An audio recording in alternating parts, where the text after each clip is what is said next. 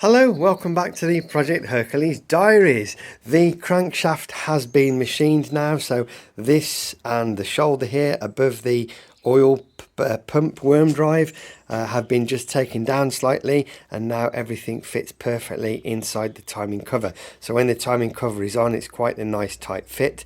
That's absolutely great, so we're happy with that. We've remade this component here because having removed the material to lower the shoulders, we also needed to make sure that the sprocket above the deck is the same height as this one here, so we've had a parallel across the two to keep the chain ring absolutely straight.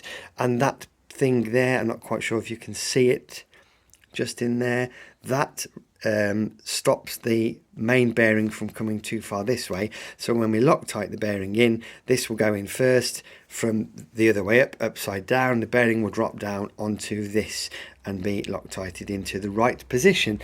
Very happy with that. The orifice plate's been made as well. That plate in there with a tiny 1/16 hole restricts the oil flow to the big end, and the reason for that is if we left the original hole in, the oil from the oil pump, having come up the timing case, would pour through there and absolutely flood the needle roller bearing, and that wouldn't leave sufficient oil pressure to get all the way up to here and oil feed the only plain bush in the whole engine, which is the bush that drives the sleeve.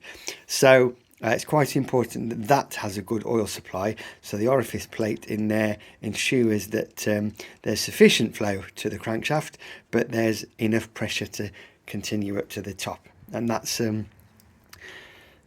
taken from sort of Norton best practice and other vendors as well.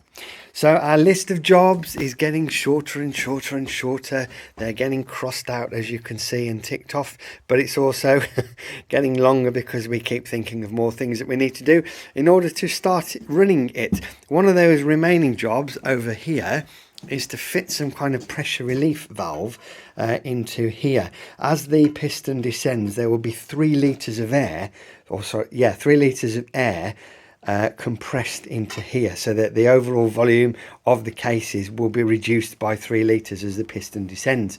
So what we don't want is to put that under pressure.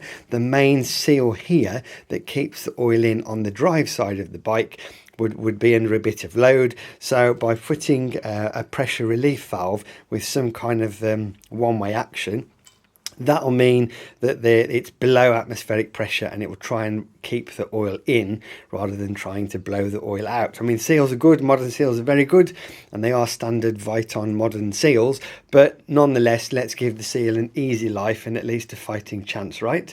So that's the latest from Project Hercules and the shed. Not a fantastic amount of progress because I've been away this weekend at a bike rally and the weather's been absolutely fantastic, so that's been really good. Tomorrow I have some really exciting news, but I'll post that on the channel tomorrow. As usual, thank you for watching, and more updates will follow.